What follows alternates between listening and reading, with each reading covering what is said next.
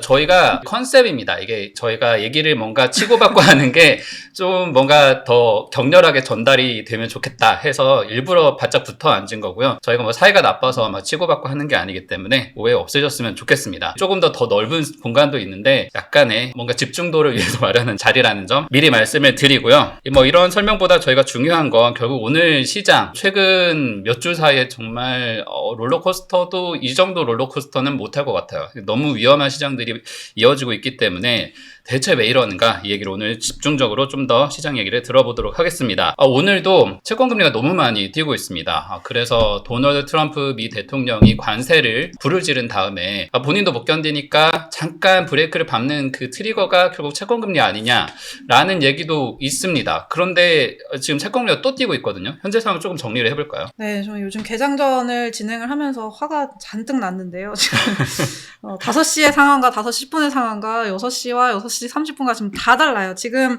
4월 11일 오전 10시 기준 미국채 10년물 금리가 4.523%입니다. 지금 13bp, 14bp 가까이 오른 건데 무섭습니다. 사실 이 전에 3월 생산자 물가지수가 이제 조금 전에 발표가 됐거든요. 지금 예상보다 훨씬 더 낮게 마이너스 심지어 물가가 하락한 것으로 나왔는데도 불구하고 이제 정상적인 시장이라면은 이렇게 증시가 하락하고 증시 하락이 뭔가 경기 침체에 대한 위험 때문이다라고 생각하면 사람들이 안전자산인 채권을 사면서 금리가 하락하겠죠. 그리고 물가가 하락하고 있다? 그러면 이제 페드가 금리를 내려주겠다라는 기대 때문에 또 금리가 하락하겠죠. 근데 지금은 반대로 채권 금리가 엄청나게 뛰고 있는 건데요. 지금 이런 상황이 지난 주말에도 벌어졌죠. 그래서 이제 트럼프 대통령이 이제 말씀하신 것처럼 트럼프 대통령의 버튼은 주식시장이 아니라 채권시장에 있었다. 국채금리가 너무 많이 오르면은 이제 미국이 엄청나게 많이 갖고 있는 재정적자를 충당하기 위해 채권을 찍어내야 되는데 채권금리가 뛰면은 그만큼 이제 또 비싸게 채권을 찍어내야 되니까 이거를 좀 이제 멈춰야겠다라고 생각을 해서 이제 상호관세 90일 유예 이제 그게 딱 나왔죠. 그러고 나서 이제 조금 진정되는가 했는데 지금 오늘 다시 이렇게 4.5%를 또 넘어선 겁니다. 여기에는 굉장히 이제 여러 가지 요인들이 있죠. 뭐 이제 미국의 예외주의, 미국이 이제 믿을만한 미들놈이다, 미들맨이다. 미들놈이다. 미들맨.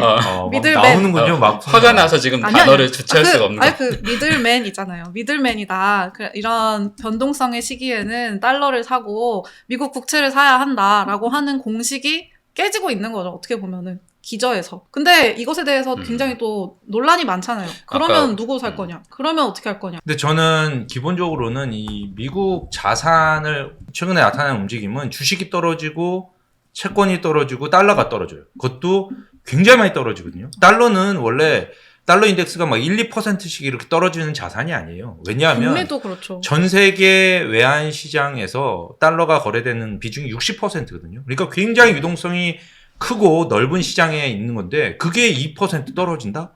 와, 이거 어제도 떨어졌는데 근데 오늘도 떨어진다? 이거 진짜 이상한 일이거든요. 이거는 누군가가 버리는 건데 한 명이 아니에요. 이렇게 되면 여러 명이 굉장히 달러를 처분하고 있다는 얘기인데 결국은 달러라는 게 이제 안전자산이고 미국 시스템을 믿으니까 안전자산이라고 생각하고 달러를 보유해 왔는데 그런 생각이 흔들린다라는 얘기들이 이제 나오고 있는 거죠. 이게 이제 결국은 채권이랑 달러랑 이게 같이 가는 거거든요. 결국은 주식도 같이 가고요. 그래서 미국 해외 사람들이 결국 지금 나타난 현상은 해외 투자자들이 그동안 미국의 예외주의라는 거에 의해서 지난 몇 년간 미국 자산에 대한 투자를 굉장히 많이 늘렸는데 이 중에 뭐 다는 아니겠지만 일부를 팔고 지금 다시 자기네로 돌아가는 움직임인 거예요. 그러니까 채권이든 주식이든 팔고 달러를 확보한 다음에 그걸 팔아서 자기 화폐로 갖고 가는. 자기 화폐로 가면서 어떤 사람은 금을 사고 어떤 사람은 뭐 엔화를 사고 어떤 사람은 스위스 프랑을 사고. 스위스 프랑이 어제 달러 대비 3.5%가 올랐어요. 그러니까 스위스 프랑을 사고 유로를 사고 유로도 지금 막 엄청나게 오르고 있거든요. 이런 현상이. 그러니까 자기 돈을 갖고 나 집으로 갈래. 나 이제 우리 고향으로 돌아갈래. 이런 현상이 나타나고 있고요. 그런 것들이고요. 근본적으로 이런 넓은 큰 그림에서 보면 이런 거라고 생각합니다. 그러니까 미국이 그동안에 어떤 근본적인 이 기축통화 시스템을 만들었잖아요. 전 세계의 무역, 경제 이런 금융 시스템을 만들어놨는데 이걸 스스로 무너뜨리고 있는 거죠. 무역을 줄이겠다. 무역 적자를 줄이겠다. 이런 생각으로 인해서 이거를 흔들다 보니까 무역을 안 하면 그럼 달러가 필요가 있습니까? 그렇죠. 기본적으로 무역을 안 하면 달러가 그렇게 많이 필요가 없어요. 우리는 무역을 통해서 뭘 하기 때문에 달러를 굉장히 많이 쌓아놨었는데 무역을 안 한다는 거는 무역 필요가 없다는 얘기예요. 이걸 경제적으로 말하면 경상수지라는 게 있고 경상수지 미국은 항상 무역수지, 경상수지, 무역수지에서 적자를 나죠. 그 적자가 나면서 달러가 전 세계로 이제 퍼져 나가는 거고 그래서 그 달러를 가진 사람들이 미국에 다시 투자를 하면서 이제 자본수지에서 플러스가 나는 건데 이거를 지금 무역 수지를 빵으로 그러니까 무역 적자를 빵으로 만들겠다는 게, 드론을 좀 생각이잖아요. 그럼 트럼프 대통령이 이걸 빵으로 만들면 당연히 해외로 나오는 돈이 없고 해외에서 투자할 이유도 없어요. 그렇죠. 그러니까 미국의 국채를 살 이유도 없어지는 거죠. 그렇게 되는 거죠. 그러면 미국에서는 재정 적자를 줄이면 되죠. 그게 원래 관건이죠. 재정 적자를 줄이고 어떻게 보면 이제 국채 발행을 줄이고 이렇게 하면 되는데 3월 미국의 재정 수지가 나왔어요. 재무 수지가 나왔는데 한 달 만에 1,300억 달러 적자가 늘었거든요. 그리고 지난 6개월 동안 미국의 회계 연도가 이제 10월에 시작을 하는데 10월부터 3월까지 6개월간 재정 적자가 1조 3천억 달러입니다. 그러니까 이거를 그냥 간단히 더블하면 2조 6천억 달러라는 얘기인데 이러면 GDP 9%예요, 9%. 그게 말이 안 되잖아요. 지금 7%에서 이걸 낮춰서 3%로 가야 된다. 베센트도 333이 목표다. 이렇게 했는데 이게 9%로 간다는 얘기니까 그러면 사줄 사람은 없는데 막 국채를 찍어내면 어떻게 됩니까? 그러니까 이게 올라가는 거예요. 지금 살 사람이 없고. 심지어 하원이 예산안을 이제 통과를 시켰잖아요. 아주 결국에는. 아슬아슬하게. 근데 거기에 이제 그 예산안에 5조 달러 4조 넘는 달러. 4조 최대로 했을 때 이제 5조 달러 넘는 감세를 해주겠다. 그 돈은 또 어디서 나오냐? 지금 뭐 관세로 땅 파면 나와요. 그쵸. 실제로 땅을 파면은 석유가 나오겠죠. 하지만 지금 석유 유가도 떨어지고 있고 지금 이 석유 업체들은 우리 지금 손익분기 안 맞아서 생산 안 하겠다 하고 있고 무역 적자 안 하면은 어디서 돈을 또 벌어서 관세 수입은 어디서 거둘 것이고 지금 도지는 죄송합니다. 화가 나. 도지는 원래 이 일론 머스크의 목표는 연간 2조 달러 줄이겠다 였는데 지금 연초에 1조 달러로 줄였죠. 근데 어제는 1,500억 달러만 지금 할 수 있다라고 맞아요. 얘기를 했어요. 그것도 하나의 트리거가 되고 있는 거죠. 지금 뭐 도대체 저 최대 5조 달러의 감세를 해주겠다는 돈은 결국 또 국채를 찍어내겠구나 하는 것도 이제 국채 금리를 밀어 올리는 요인이 되고 있는 거죠. 이 방금 전에 그 기름값을 말씀하셨는데 지금 이러면 이게 유가가 이제 50달러대로 가면 미국은 대부분 이게 적자를 나거든요. 그러면 이제 생산을 안 할 거 아니에요. 미국 무역 수지의 가장 큰 흑자를 내던 부분이 에너지입니다. 에너지, 셰일 오일 수출하고 가스를 수출하고 이쪽에서 그동안 굉장히 많이 흑자를 내왔는데 사실 이렇게 돌아가면 그 부분에서 흑자가 줄어들면요. 미국은 흑자 날 때 별로 없어요. 상품 수지로 보면. 그렇죠. 얼마나 지금 상황이 답답하냐 하면 황당하냐 하면 그러니까 이런 겁니다. 전체 그림을 지난 50년 동안 브레튼 우즈 체제부터 50년이 아니죠. 100년 가까이를 지금 미국이 시스템을 만들어왔는데 좀 트럼프 대통령과 베센 장관이 우리는 이걸 재설정할래. 우리는 서비스 국가가 아니라 이제 제조업으로 갈래. 이런 얘기. 월스트리트가 아니라 메인스트리트로 갈래라고 하니까 그동안 모든 자산의 흐름과 돈의 흐름이 이렇게 가고 있었는데 이걸 거꾸로 되돌리니까 이상한 현상들이 나타날 수밖에 없어요. 그런 이상한 현상 중에 하나가 지금 달러고 국채고 뭐 이런 데서 나타나고 있는 거고요. 일부는 뭐 음모론도 있죠. 지금 트럼프 대통령이 관세, 이 채권금리 때문에 약간 돌아서니까 중국 이런 데서 이거 집중 공격하는 거 아니냐. 이런 시스템에 있다. 뭐 사실 중국 은행들, 국유 은행들한테 달러를 사지 마라 라는 명령을 내렸다는 기사는 이미 나왔어요. 뭐 그런 얘기들이 많이 돌아다니면서 그런 것도 있는데요.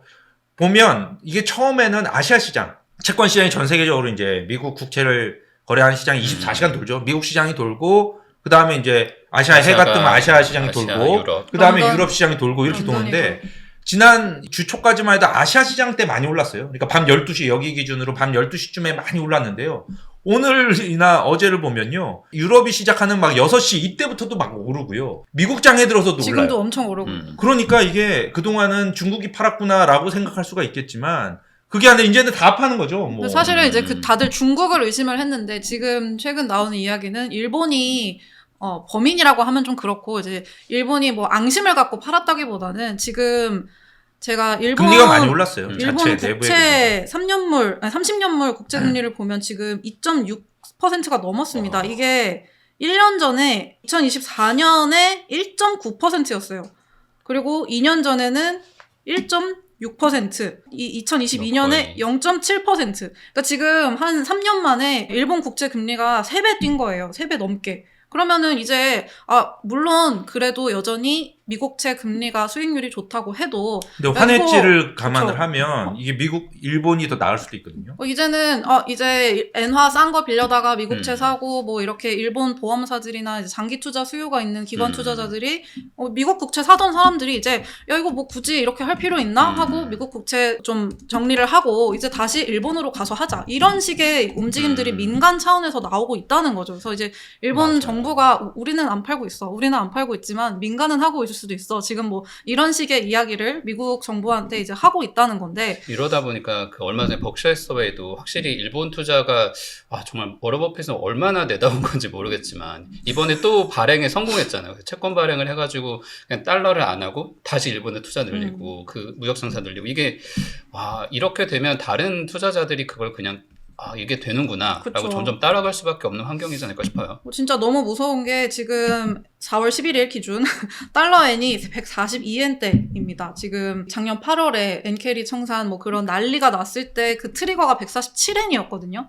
지금 그때보다 훨씬 더 일본 엔화가 강해지고 있는 거예요. 137은 147엔. 그런가? 네. 그 엔캐리로 인한 과도한 그런 게 나타나라고는 생각을 하지 않아요. 이미 그때는 이제 헤지펀드들 이런 데서 이제 과도하게 포지션을 갖고 있었고 그쵸. 갑자기 이런 일이 생기면서 예상치 못하게 이런 시장이 언와인드 되면서 나타난 일이었고 그때 한번 겪은 다음에 그런 포지션은 많이 청산이 됐어요.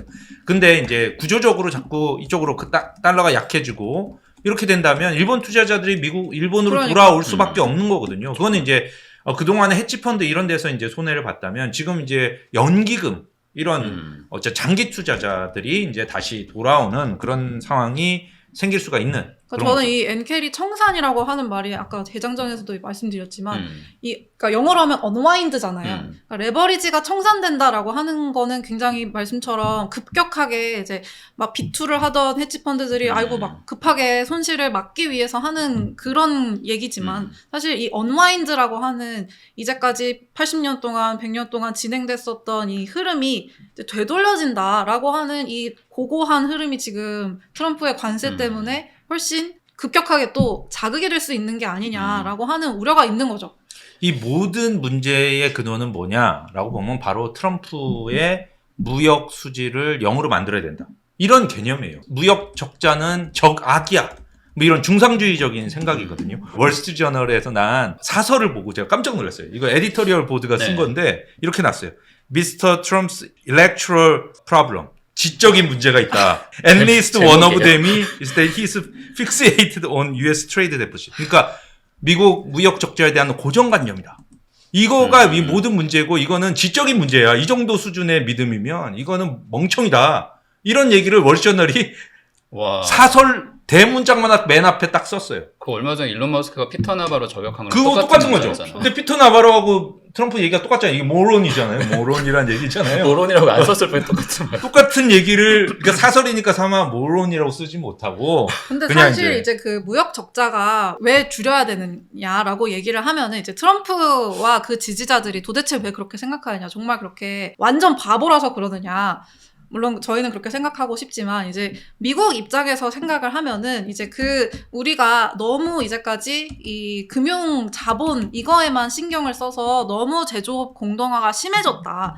그거는 어느 정도 미국 입장에서는 이해할 수도 있어요. 왜냐면 지금 뭐 무기를 만들고 반도체 칩을 만들고 뭐 이 배를 만들고 하는 그런 것까지 미국의 제조 역량이 없으니까 이제까지는 이제 미국이 짱이니까 야 너네 다 우리 동맹국이니까 싸게 만들어서 여기 갖다 바쳐 이렇게 하면 됐는데 이제 뭐 중국이 그런 지위를 위협하진 못하겠지만 지정학적인 불확실성도 더 커지고 이제 우리는 안에서 우리도 좀 국가 안보에 중요한 건 직접 만들자.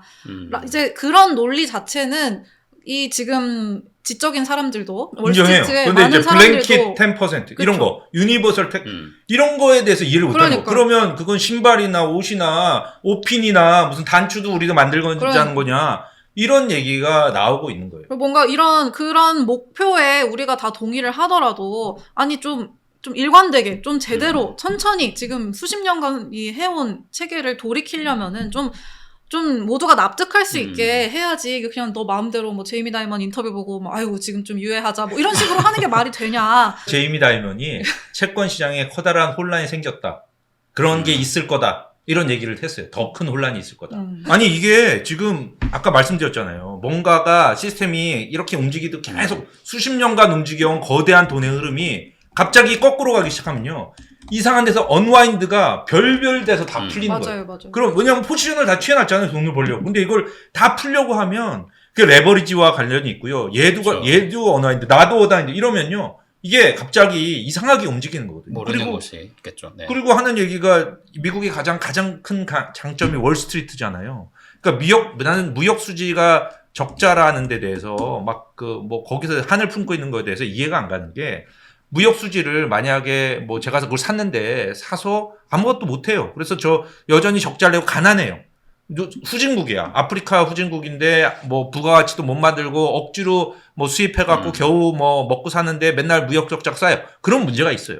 근데 그게 아니라 미국은 그 많은 것을 싸게 수입해서 그걸 통해서 국부를 생산을 하잖아요. 엄청난 부가가치를 만들어서 미국에서 이 세계에서 제일 잘 살고 1인당 국가소득이 제일 높고 그런 상태인데 이걸 줄이겠다. 이거 말이 안 되는 얘기예요. 그래서 가진 장점이 월스트리트고 기술 기업들이고 이런 서비스 쪽, 기술 쪽에서 엄청난 강점을 키웠잖아요. 많은 싸구려 컴퓨터 막 이런 것들을 다 싸게 수입해서 자기네들은 엄청난 부가가치를 만들어서 초부자가 됐는데 그걸 지금 줄이겠다고 하니까 황당한 거고 지금 월스트리트를 신경을 안 쓰니까 월스트리트에서 문제가 생길 수밖에 없습니다. 이제 아주 메인스트리트 챙기면서 뭔가 바꿔보겠다라고 하고 있는데 시장은 두려움, 공포가 굉장히 커지고 있습니다. 이러면서 결국 제롬 파월을 어떻게든 흔들어가지고 이 상황을 좀 더 무마시켜보고 싶은데 사실 연준이 등장해도 지금 굉장히 애매한 시기 같아요. 할 수 있는 방법이 없는 것 같고 파월 의장 해임하겠다라는 시도도 나오고 있는 것 같고요. 저는 4월 15일이 미국의 텍스 마지막 납부일입니다. 그 전까지 페드가 나올 거라고 생각해요.